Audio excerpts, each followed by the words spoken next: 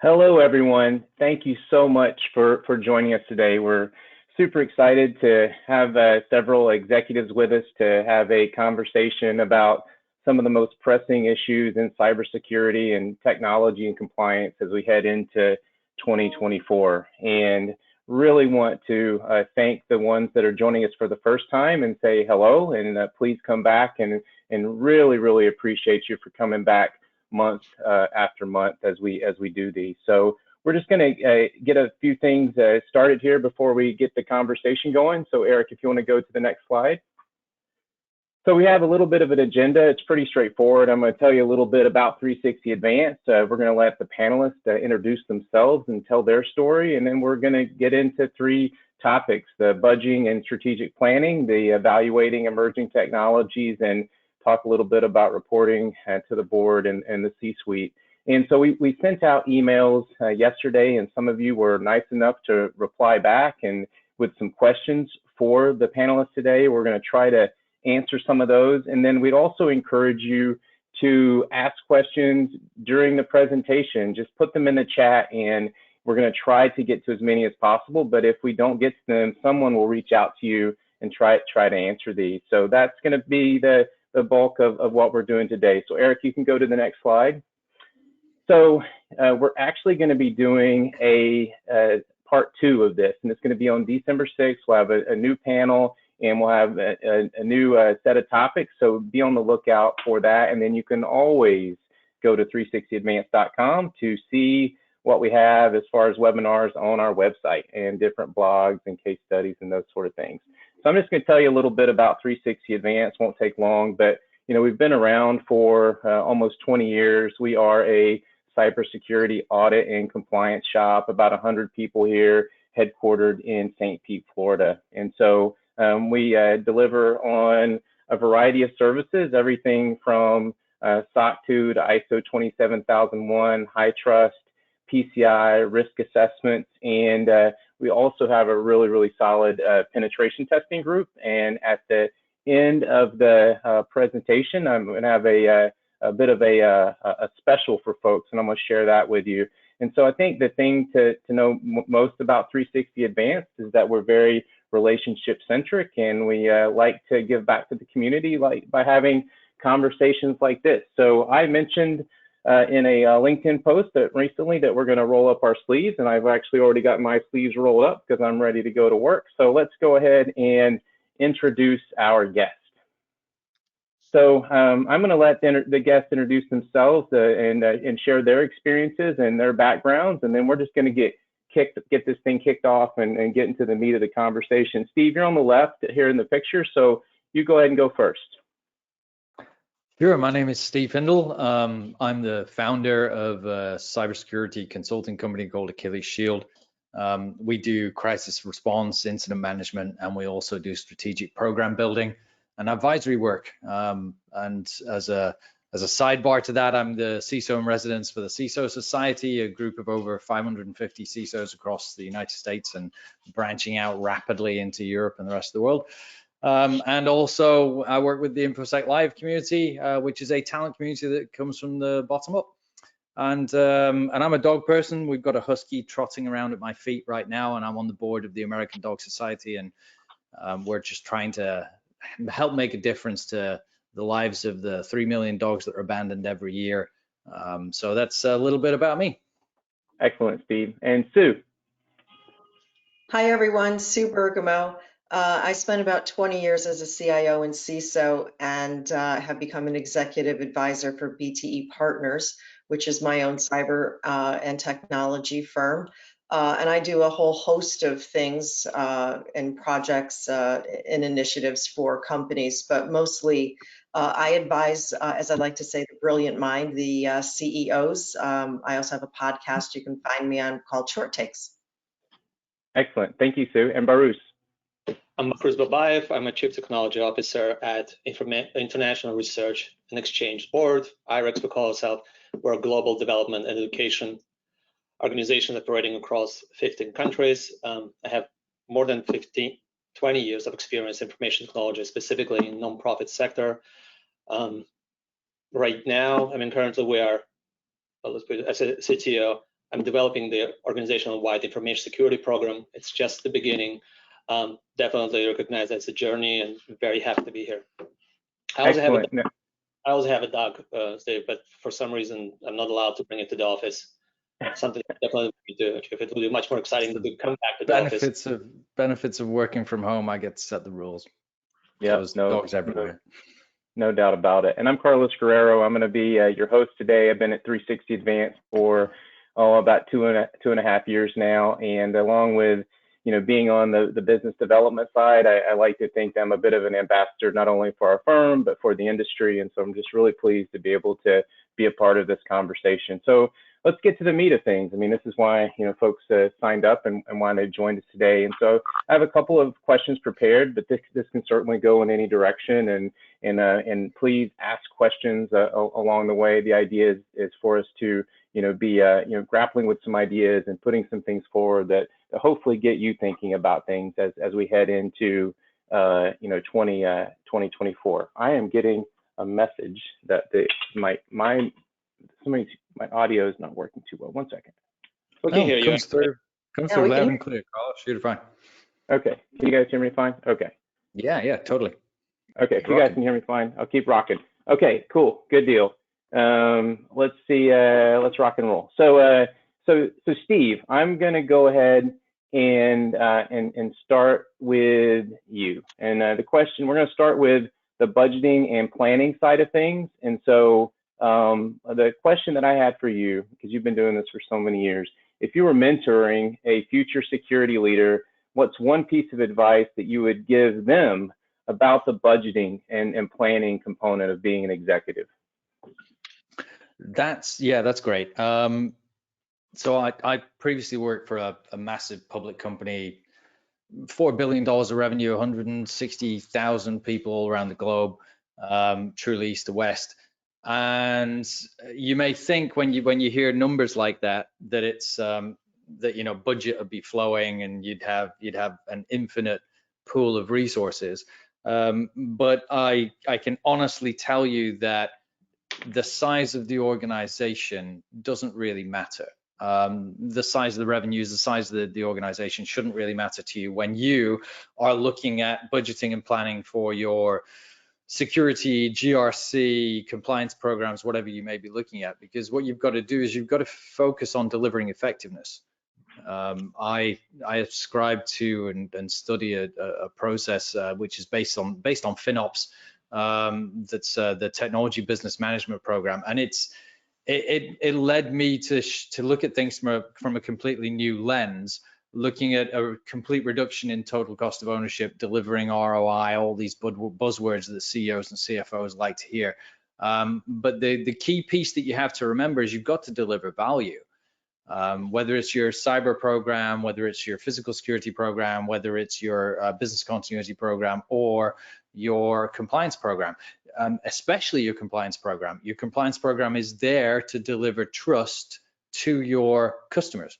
So you can leverage your GRC program as a business enabler, and you can also leverage it as adding into or pushing people into the sales funnel through trust. You can trust that I do things correctly because, don't take my word for it, take the word of 360 Advanced over here, or over here as Carlos is on my screen, because I'm not saying that I'm great. These guys have checked me out. They're saying I'm great, right? That's the nature of delivering a SOC 2 trust services criteria, or if you're in the payment space, if you're looking at PCI DSS, ISO, you name it. All you're doing with a GRC program is you're delivering trust. So when you're looking at your budget, everything you consider has to deliver value back to the business. Okay, we need certain protective controls. We need MFA. We need antivirus EDR. We need some form of log management and alerting. You need all those things. You try getting cyber insurance without them. But regardless, you don't have to buy brand name products, right? You don't have to buy Dolce & Gabbana or Gucci as far as your products are concerned. Look at buying something that is appropriate for the company that you're working for. If you buy a brand name product and you've never trialed it, you're buying it because of the reputation that's on that product, then what happens when you try and deploy it? It doesn't work. A very good friend of mine works in the medical industry and the hospital space, cancer treatment, and there's only one EDR vendor that will actually protect her cancer treatment machines and facilities. If you go out and buy a brand name product that isn't able to fit that space, then what are you doing? You're leaving gaps in your infrastructure. So budgeting and planning has to be business centric. It has to deliver value. And you have to always look at making sure that you are appropriately addressing the needs of the business to ensure that you grow revenues appropriately through reducing costs. That's my bottom line. You can take the boy out of Scotland, but you can't take Scotland out of the boy. I will always try and do things as cheaply and effectively as possible. I think that's excellent. And Sue, I'm going to come to you and ask you this.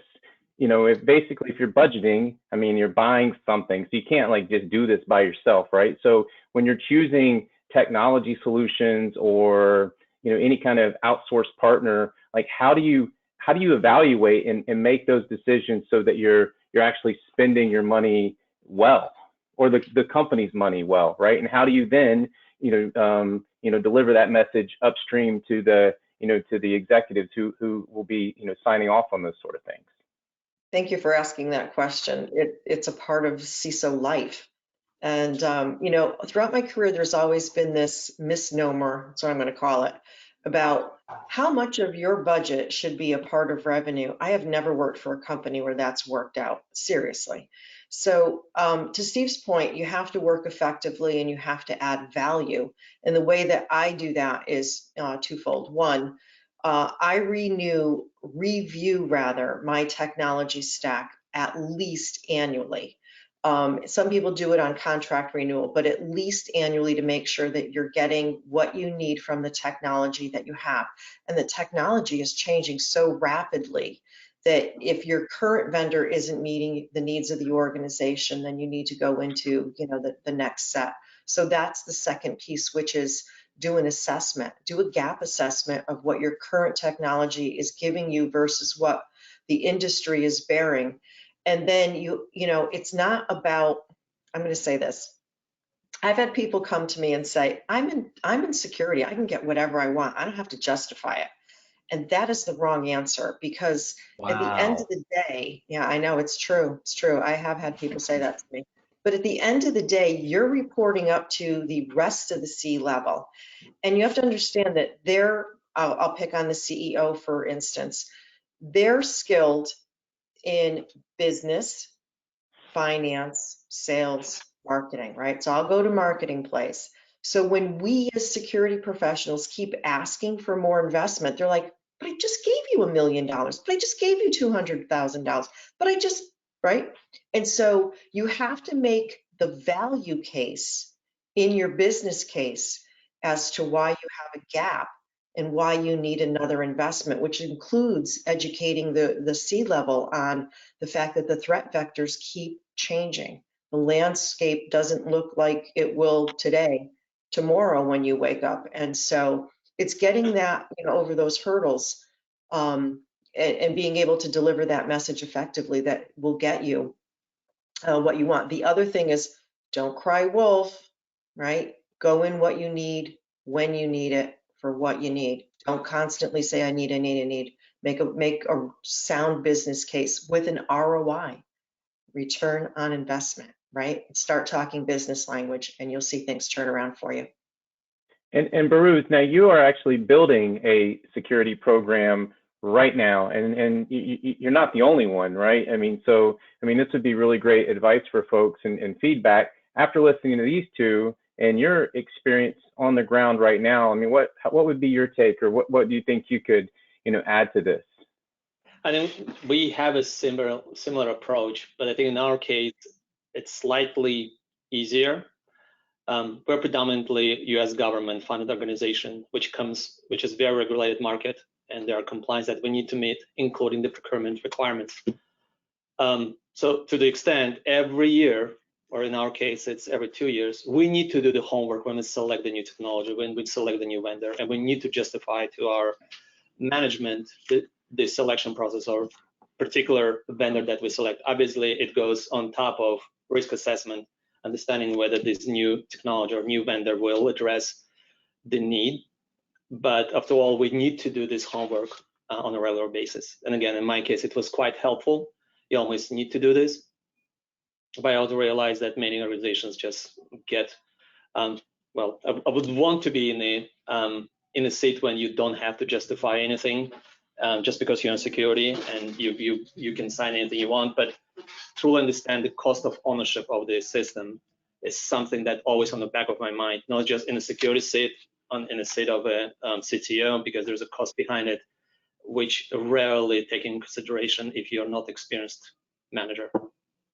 Well, and I've got the impression in my short time in this industry that there was probably a time, and maybe this still happens today, but it seems like people are you know, raising an eyebrow to it. You just throw technology at it, right? You find something that's going to fix whatever it is that you know, people say shiny balls or you know, or the silver bullets, those sort of things, and that you go to the executives with a price tag and you say, hey, this is going to cost this, and we're going to fix this thing, but you never quite fix this thing for a variety of reasons. I mean, Steve, you've had to have experienced this and seen this develop over time.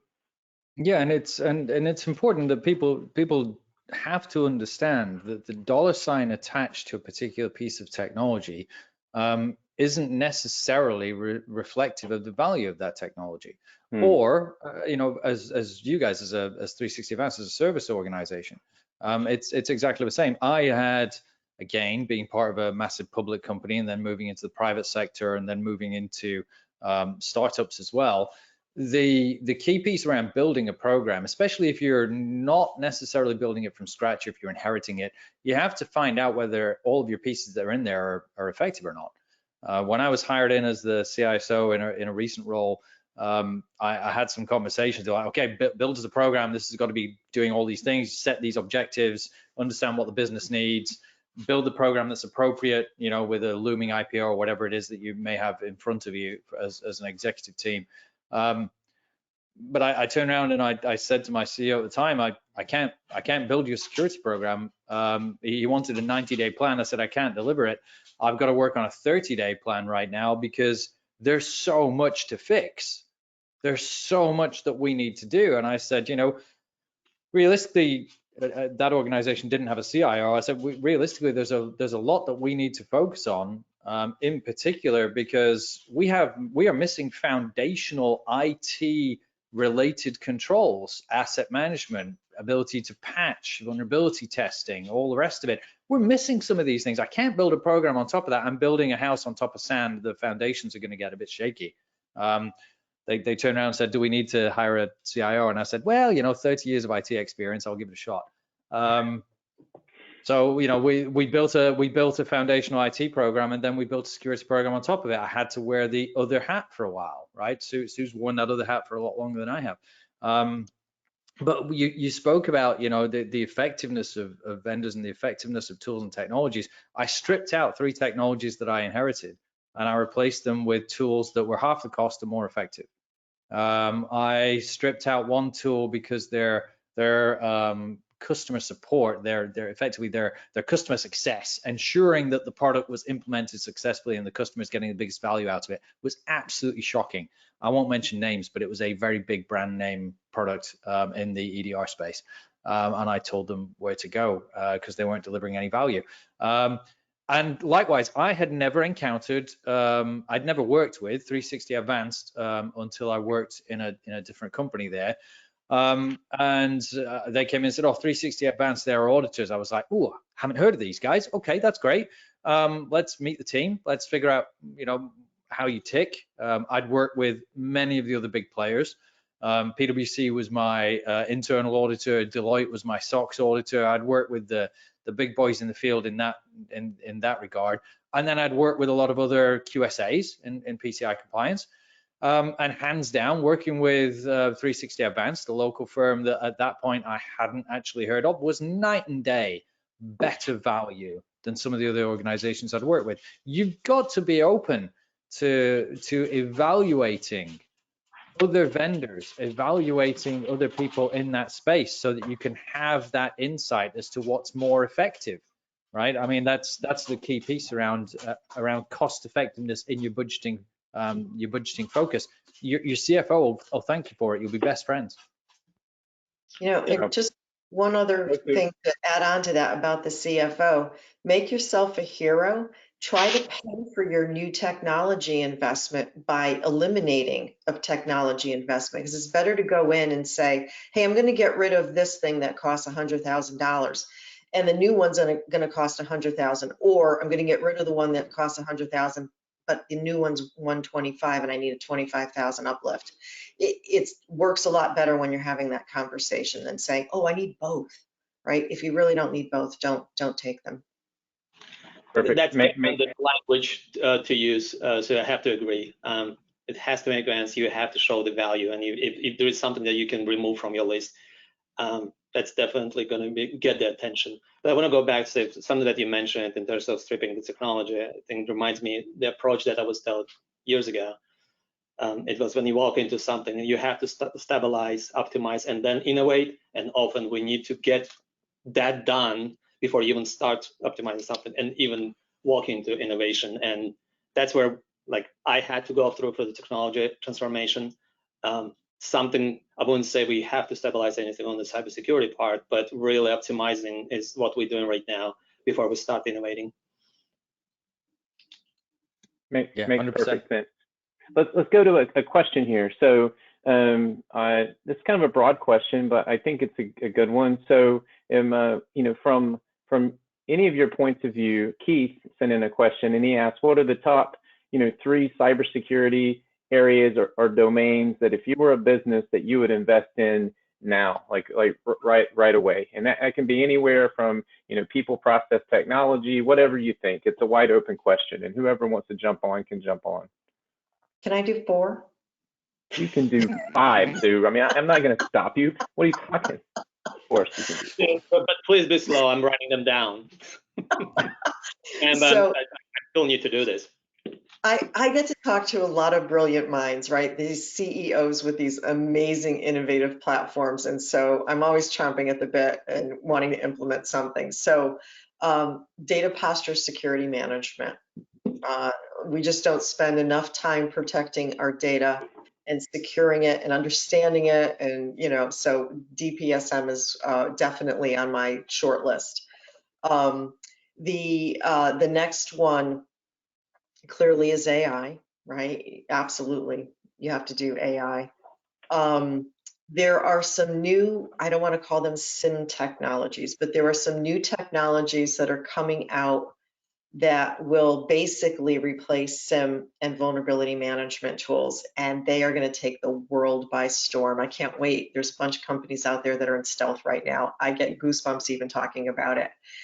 And then I think that we don't spend enough time. The 4th one is API security, and we're like going down into the supply chain, which is where all, the newest wave of breaches are occurring. So that's my Christmas wish list for all of you, is that you look at technologies in those 4 areas.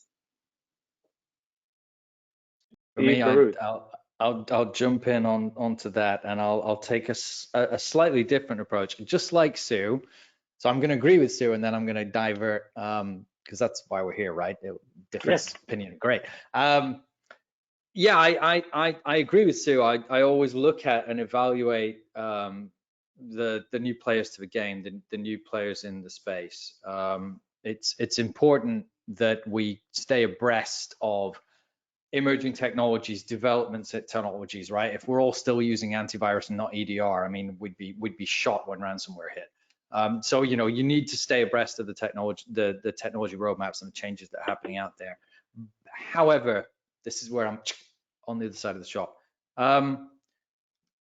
For years, we've been protecting endpoints. For years, we've been looking at log management and moving away from log management into alerting and SOAR and all those capabilities. And so for me, I truly believe that, echoing Sue's point around DPSM, the data is the most neglected piece in our environments today. As security leaders, let's take it as security leaders and compliance leaders, right? Compliance is all around sensitive data, right? You're looking at PCI, PHI, PII, right? SPI, if you want to give it a big, huge kind of moniker for all of it. It's really important that for years we've been neglecting the data. We've been focusing on where does the data live? It lives on the endpoint. Okay, protect the endpoint. It lives on the server. Okay, protect the server, right? It crosses the network. Okay, protect the network. But there's very few organizations right now that are actively protecting the data. For me, having been through 2 ransomware incidents, it was in our SEC 8Ks, it was in our SEC filings, it's not secret knowledge. I've led incident response globally for 2 massively disruptive ransomware incidents affecting the top brands that you use every day. And I can honestly say that if the bad guys are lasering in on your data, why aren't you? And it's toxic waste. It is absolutely toxic waste in the event of a breach. The more of it you have sprawling everywhere across your environment, then the more at risk you are. The more at risk you are for fines in the event of a breach, the more you're leaving it out there for the bad guys to find so that they can leak it onto the internet. So take a risk-based approach. Start somewhere where you know there is sensitive data in your environment and just start there. Just get started and look at identifying, minimizing, and protecting your data. That's my 1. You asked for like 3. I'd say that's my 1, right? And then on the back end of that, automate. I won't say AI, but I will say automate everything, because then it will give your people the freedom to do work that matters. Well, okay. And they don't take your data. I mean, they don't, attack you for, something, arbitrary. They want your data. So it is the place to start. They certainly, if you want to protect the brand, that's where you go. Makes complete sense. No, it's okay. Okay, then in terms of measuring and improving, right? We think about things like, a company might come in and do something like a penetration test or a risk assessment or any sort of, whatever you are using to measure where you are today and measure improvement and close gaps. Like how important is it to get that right and not necessarily just do it for the sake of, checking a box, as they say? Anyone? I know that was a decent enough question. It's huge, right? So I would be throwing that to the CTO personally, because CTO. What do you think, Baruch? I think it's quite interesting, right? Because we had a conversation with Carlos, because we are planning to have a penetration test format that it has to be third party. So there is no way getting out of our relationship with Carlos. Go back to what again. Yeah, I know, right? Yeah, and I'm on the record. Yet keep in mind, awesome. we still have a very comprehensive procurement process, so we're going to need to go through that, and there is no way around it. Goes back to what Steve, you mentioned, is the data, right? What data and where that data is. And without true understanding where that is, really doing the penetration test is going to be like just a check box without anything. It's just for the sake of reporting that you had a penetration test and it came back hopefully positive. But for us, because cybersecurity, it's almost many things that we're discussing is almost a commodity. Addressing those is the priority. And yes, the understanding what our data is, where it is driving our program before we start doing any kind of testing, right? Like finding those things that we don't know. Constantly saying, I don't know what I don't know. There are things that we know, and we're working on them. We're working on putting the perimeter and protecting that data.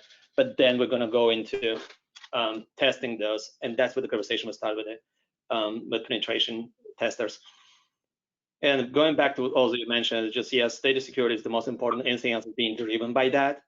I'm kind of surprised. I'm going back to that. No zero trust mentioning in this conversation, but I also realized it was very important last year. Right now, it's all about AI and data. Because I think zero trust really is, if you've been doing this a while, zero trust, roles-based access, business need to know, least privilege. Yep. It's just a new label put on a very, very old methodology to kind of bring it up to date and throw it into the cloud in context, right? But if you're not effectively measuring, right? We say this in relation to people. If you're not measuring your people, if you're not helping your people and helping them grow, measuring their effectiveness, this is why we do performance evaluations. This is why we coach people. We should be doing the same with our security programs, with our compliance programs. It's all about the data and the metrics around, is the program effective? That's what your board wants to know, because they want to know that the investments that they've made that have hit their bottom line, they want to know that they're delivering value. And you can't do that through a position of opinion. Oh yeah, it's great because, you know, we haven't been hit yet, so we haven't had a ransomware attack, so our program must be amazing. If that's the only data point you've got, you're well and truly on the back foot. So, you know, you need to deliver value, and you need to show that you're delivering value by reducing the risk posture of the organization, by making risk posture improvements, making it measurable, and showing that back to the organization, Carlos. That, I think, is critical in any program success, because if you can't show that you're doing things right, and you can't show that you're making a tangible benefit and a tangible positive difference to the company, the next time you ask for money, they're going to turn around and go, nah. Completely appreciate that. And I've always said, like, that's why we call it building a program. I mean, I think of it in terms of something like martial arts or even, you know, like I do yoga, it's like a practice, right? It's like a living, breathing thing. It's not like it's not arbitrary, and it has to be impactful. And I think defining that seems to make a lot of sense to a lot of people, and for good reason. You talked about penetration testing, but, you know, test your plans, test your backups, test. The reason we say test is because it's all well and good having a plan in place. It's all well and good implementing controls. If you're not testing them, you're not going to know. You do yoga, right? What's the one thing you do when you're doing any form of exercise, yoga in particular, martial arts from my background especially, right? You stretch. Why do you stretch? You stretch to stop yourself getting injured. Why do we test? We test to stretch ourselves so that we can see where there may be gaps, because where there's gaps, that's where the company's going to get injured. And if I wait 6 months to stretch, I'm going to be in the hospital, Steve, if I try to do some of this crazy stuff. So it's not going to be good. So I think that's a good analogy. Hey, we got some good questions, which tells me you do crazy stuff with yoga. I think it's I don't know about crazy, but, you know, people, you know, whatever. They got like Jean-Claude Van Damme get into the box splits or something down here. Make sure there's no witnesses with the cameras. We're going off the rails. I love this. No internet. Well, while you're looking for the next question, Carlos, I just want to say two things. One, for the folks in the audience, follow me on LinkedIn. I won't, shameless marketing, but I won't mention the other company. I'm on a Zero Trust webinar coming up soon, and it'll be fun because I don't believe in Zero Trust. I'll throw that out right now. And I was actually on the CISA Architecture and Strategy Committee.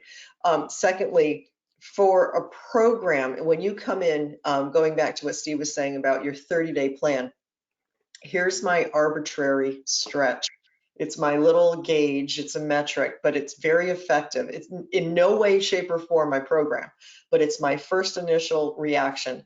And if you walk into a company or you're in a company and, as I call it, your hair is on fire, your program is definitely in need of something. And if things are calm, cool, and collected, because notice that, you know, the four of us here are pretty calm, right? Even though we're in security, then something's going right, and you just need to figure out where the gaps are and then plug them up. So that's my little I love it. Yeah. Fabulous. Fabulous. Yep. I'm going to ask a question only because I can't afford to have my hair on fire. I don't have enough hair for it to catch we don't fire. want that. Here's a good question by Jamal, and we have really great questions, which tells me that this is resonating. But what is your method of technology selection assessment? Where do you mainly get your information about new technologies, and how do you evaluate effectiveness before you obtain or buy or use it? I mean, I think that's good advice for folks, because there's a lot of Sue led into this by saying, you know, follow Sue on LinkedIn. Yeah, follow people on LinkedIn, right? Get out there, see what people are talking about, right? And join your community groups. Get into your groups. I mean, Sue and I are both members of ISAN and various other bits and pieces in the CISO Society. Get out there, get into your network, and if you're looking at a new piece of tooling and technology, ask around. Guarantee that somebody you know has already done it. right? Somebody you know will have an opinion. I don't particularly like a brand name version of an EDR product. I really don't like them. I will go out of my way to avoid using them. I know a friend of mine that really loves them, right? You'll get difference of opinions, but that's what makes us stronger. And the fact that we are willing to share, no holes barred, Chatham House rules, this is my experience of this product. And like Sue says, she dives into brand new technology pieces that are out there, right? All the really cool stuff that's coming out. Join the communities and the groups that do that. Get out there, hit us all up on LinkedIn. You'll find that we all talk about these things a lot out there in the world, right? That I think is how we select it. I wouldn't say it's necessarily why we select it. The why has always got to meet a business need, right? Why am I looking for this tool? Am I looking for it because everybody else is talking about it? If so, probably the wrong tool, right? If I'm looking for it because I've got a gap or something I need to fix, or if I'm looking for it because this tool is something that I know can make a difference, like API security, if I'm in the AppSec space, right? I absolutely know if I'm in application development, I really need to be looking at my APIs. Smart. And Baruz, you're in the process of, as you're building things out and buying things. I mean, you're listening. These guys. They probably have some good advice. But have you been doing, or what are some of your thoughts around evaluating? No, that's a really good point. Actually, that's exactly what I was doing, what Steve suggested, being out there reading. Obviously, there are many podcasts that you could follow. But I think one thing to add, as a CTO in my seat, I get contacts of salespeople every, 3, 4 every day. Do not shy away. 3 or 4? It's a minimum that I would get. Don't shy away from engaging with them, understanding what they do, because there are some startups that are doing remarkable work. I've learned a few technologies that I didn't know just a few months ago. The market is evolving. There are really good players, very innovative small companies that do things. It doesn't mean that you need to select them, but yet you will learn about the patterns where the industry is going. That would be my suggestion. But it is exhausting. Like I have to say, you almost have to reject so many people, because I also try to be very selective in terms of accepting into my network for the numerous reasons that also related to the security of our organization. Because there are type of attacks that could be, like my network could be used for that. Well aware of those type of threats. But yes, that's something that definitely suggests doing. And I would say, and I want to throw this out there, because I'm sure there are people in the audience that will watch this that are in business development. The same rule applies. You heard all of these people, all of these, these executives say they get a lot of interaction from salespeople, and it becomes a lot of noise. Like, you really need to, be a part of the ecosystem. It's very giving, and people like to share. And so just, I think it's the same advice for anyone trying to kind of make their way in this whole vendor buyer ecosystem. Just want to make that plug. I have one question. The salespeople, I guess, yeah, sometimes they need to do some homework.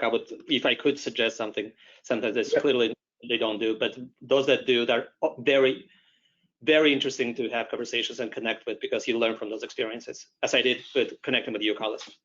No, totally. I totally get that and agree, and I appreciate that advice too, because some people will just shut people down for the sake of it. Here's a question that I think is going to lead us. I'm sorry to interrupt you, but just real quick. So there is a research tool out there that's free for security leadership, and I just want CISOs, please. Right? CIOs and CISOs. It's called the CyberNest, and it is free. But it's a wonderful research platform that you can use. It's not marketing material.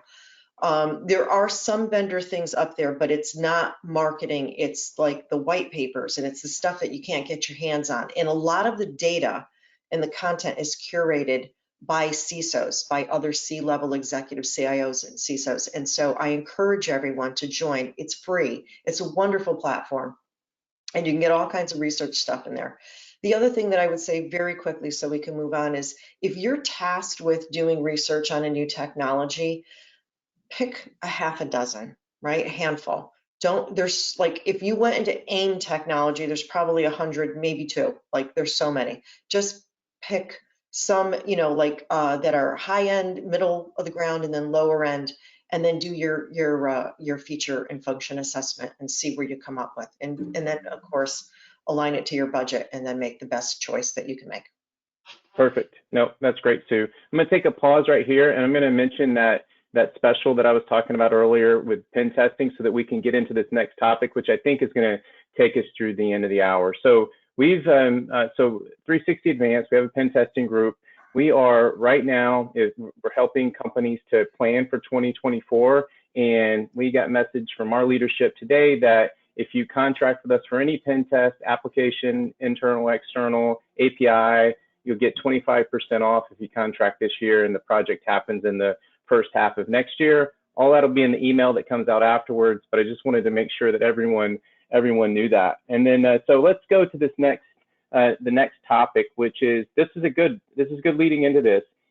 Anyone, and I think Steve or Sue, this is going to be in your direction, any advice for a CISO stuck under a CTO, sorry, Bruce, who doesn't want risk bubbling up because it could contradict what they've been telling the board? I mean, I think this is a story, and everyone has experienced that, and it's going to lead into some of this other stuff as we wrap things up. So Sue or Steve, either one of you can take a crack at that. There's natural conflict there, right? We don't mean it as a CISO. We are relationship builders. We are partners. It is our job to find, the stuff in between the blades of grass. But with that, unfortunately, other C-level technology leaders that we report to don't want us to find that because they haven't been messaging. And so it's not our jobs to embarrass them.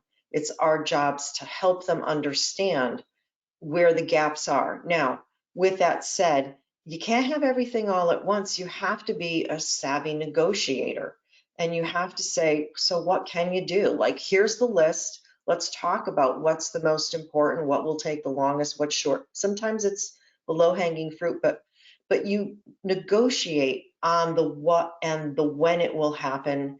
And hopefully, you're building the relationship so that it's a partnership going forward. I was hoping and waiting for that key word, Sue, and I will agree with everything you said. Rare for me in general, but I absolutely agree. Look for the quick wins. Look for the quick wins as a team, right? You're both here to make the company successful. Remember why you're here, right? You're not here, to just do things on your own. You're here to work with the rest of your executive team. The public company I was in, the executive team didn't have KPIs. The executive team didn't have a performance review like most others. If you were in the C-suite and you were sat at that table, whether you were successful or not, whether you got your bonus or not, was based on whether everybody around that table in that meeting room at the end of the year with your CEO turned around and said, yes, Steve's a good partner. We got some projects done because of Steve this year, right? He helped us land some things. Yeah, we had this incident. We know that it was really rough, but Steve got us through it, right? It's a lot less formal than you may expect when you get to that level. So what I would say is you've got to be a good partner, echoing Sue's word 100%. You've got to be a good partner to the rest of your C-suite, not just the people you report to, whether it's your CIO, your CTO. I reported to the COO at one point, right? You've got to remember, they're there as a leader of leaders to make sure you have the tools and technologies and processes and all of the relevant obstacle removing to be successful in your role. And you're there to make sure that you can stand them up on whatever they need to be successful. If you report to the CEO, then you're going to be held to the company's performance. How are you contributing to the performance of the company? So be a good partner. I think Sue summed it up in really just that one word. Be a good partner to your CIO, to your CTO, to your boss, right? You're in here all to do the same thing. Makes perfect sense to me. It comes down to the people stuff, right? I mean, always. Makes sense. And so let's dovetail that into a topic that has blown up since we had our little pre-session planning for this. And Sue, you were one of the first ones on LinkedIn that I saw, post about the, the SolarWinds charge, and, from the SEC, and this has been brewing for a long time, and lots of people have lots of, takes on this. But the one thing, again, on the sidelines looking in, is that people are nervous. I mean, that's what I gather. Like, people are nervous, and so, Sue, since you did, you were so out in front of that with that post. I mean, and you've had a lot of conversations with this. I've listened to them. Like, what do you want to say about that? I guess, like, what's important for people to hear? Because there's a lot to say, but what's important for people to hear? Do we have another hour? I know, that's why I'm saying, like, what's important for people to hear? I think it's important to distill it, because it becomes a little bit like news. And when it becomes like news, it can become like noise, and that's not what we want, is it?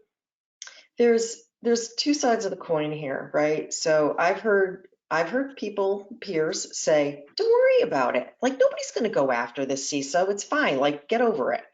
And on the other side, people are very nervous. So I want to unpack this just a little bit, and I'll try not to take up all the time. There's something going on in the industry right now that is very disconcerting for me, in addition to what just happened with the SEC and SolarWinds. So let me just pivot and then I'll come back. There are experienced CISOs leaving their posts because of what's happened with Joe Sullivan and now with Tim Brown. And the SecOps manager, no disrespect to SecOps managers because they're brilliant, but they're being promoted into the CISO role, but they don't know how to be a CISO. Not yet, they'll learn, right? And a lot of these individuals are not aware that compliance is part of the job. And a lot of them are not aware that they are responsible for material breaches now in a public company or in a financial brokerage firm. And I'll use that term very broadly. So there's an education there. There's also an education at the board level to make sure that they understand that they also could be found liable in addition to the other C-level staff. And it's typically the CFO, COO, or CEO. But as you've noticed with both cases, with Uber and with SolarWinds, the CISO is standing alone and there's no other C-level standing next to them. That's very disconcerting for everyone who sits in this role. So honestly, I will give some sage advice, as I do to everyone who asks me this question. And if you just bear with me for a second. First off, if you're starting a new position, you've got to ask about the organization's responsibility to cover you from a liability perspective, and you get it in writing, which means E&O and D&O insurance. E&O is errors and omissions, and that does not cover your personal liability. It only covers any error that you have made. D&O is typically for the board, but I think as a CISO, you can ask for directors and officers and insurance, and that actually does cover your personal liability. I also believe that if your company is standing in the way of your program moving forward, and again, please take what I'm saying to heart. You can't have everything at once. You have to prioritize your program and be a partner and put it together with the business. But if your company is standing in the way and they're not even letting you do basic security, and you know they're covering breaches that are material, then don't sign a damn thing that's even considered or smells of a legal document. Have general counsel do it, have the CEO do it, but don't you dare put one X on that line, because then you are responsible. And consider leaving and getting another job, I think. That would be the last one. I would also ask, if you can't get D&O and E&O insurance, if you can have your own counsel, not the one that the company retains, but your own counsel. And if the answer is no, you can just use ours, then go get your own. Like, don't be in the hot seat and don't be naive. If you're still finding that, your company's not necessarily working ethically and you have concerns and you've done all the 4 things that I've just mentioned, don't go to auditor meetings and don't go to customer meetings. Send someone else, like your boss, right? Because don't lie to a customer or be put in that position where you have to stretch the truth, don't do it. Because again, you are responsible. And I think that overall, the C-suite needs to be engaged in incident response plan testing, communication plans, so that they understand and everybody knows when a breach occurs, who does what, when it's being done, and there's no question as to who's communicating inside and outside of the organization and at what levels of communication occurs, which includes PR, marketing. And then, as Steve said, if all the above fail and you don't know what to do and you feel like you're really being, targeted, leave and document everything and make sure you have a copy of it for your own attorney when the SEC comes calling. And I'm going to add one thing here. I think it's just a matter of time before privately held companies get the same type of consideration as public companies. So please take care of yourself. Don't be naive. I think it's important to understand and I'll only add one point to this. It's important to really understand what is behind the SEC filings and the SEC pieces here. It's a civil suit. It's not a criminal suit, key point. And it applies to private companies because it is about making statements that are misleading or false. The SEC is actually responsible for filing charges against companies that make statements that are misleading or false. And that can happen in the private sector as well as the public sector. Everybody thinks that the SEC is just about the public sector, and it isn't. This is also not new. It's really important to note that this has been in place since like 1933. So this is not new, and it's really started hitting, from a technology perspective and all these pieces around misstatements. Because if you're making a statement and the company does well and you get paid a bonus, then you're making a misleading statement for financial gain, and that's fraud. Let's be really clear, no matter whether you're public or private. And do you see CFOs getting up and going on webinars? Do you see CEOs or CIOs getting up and going on webinars like this and making lots of statements about how amazing their companies are? You don't. Do you see CISOs doing it? You do, all the time. So why are CISOs now suddenly in the crosshairs? It's because we're putting ourselves out there and we're making statements that we really shouldn't be making in a public forum. And it goes on record, because if it's out there on the internet, it's on record. And if somebody makes a decision that says, you know what, I heard Carlos speak about 360 Advance and how amazing they are, I'm going to buy shares in that company. And then it turns out 360 gets breached because they have a lack of controls. I'm not saying this is the case, obviously, Carlos, but you see what I mean? You've made a statement that triggered somebody to do something, and now they make a financial loss out of it. I mean, misleading statements and fraud happens in public and private sector space. And if you can't get out there and stand on a public forum and make statements in total transparency, then don't do it. Then you won't get held up. You won't get hauled up for misleading statements. You won't get hauled up for potential fraudulent activity. You won't get hauled up for it because you've never said it. So be careful what you say and make sure that what you say is accurate, transparent, and not overinflated, to Sue's point. And if you do find yourself in a company that has low ethical or moral standards, GTFO. Quickly. If you link to me and just say you've attended today's session, I'll be posting those points afterward, and happy to have you part of my network, even sales. I think it's fabulous, and I think that's the reason to pay attention. And Steve, I attended the InfoSec Live thing you did with Paul last week, and I think you made a comment about why it is that the security folks are so out front doing these type of things. I don't know it's necessarily for the health, is it? Oh, I mean, it's because of branding, right? And I'm talking about personal branding. Yes. If you're looking to get your next gig, you need to put yourself out there. If you're looking to be a thought leader, right? If you're looking to do all that kind of stuff and promote yourself as a brand that then you want another company to buy, right? If you're looking at your next role, then that's why people are getting out there and delivering thought leadership content, or they're getting out there and they're making statements that they really shouldn't be. It's because they're doing it in a self-promoting aspect, right? I had somebody come to me 2 days ago and say that the cybersecurity industry is morally bankrupt. I couldn't really disagree. I found myself sat there in a position where I'm like, yeah, they're all chasing dollar bills, y'all, right? I mean, that's at the end of the day, that's what it is. We've got to be careful. I have a strong moral compass.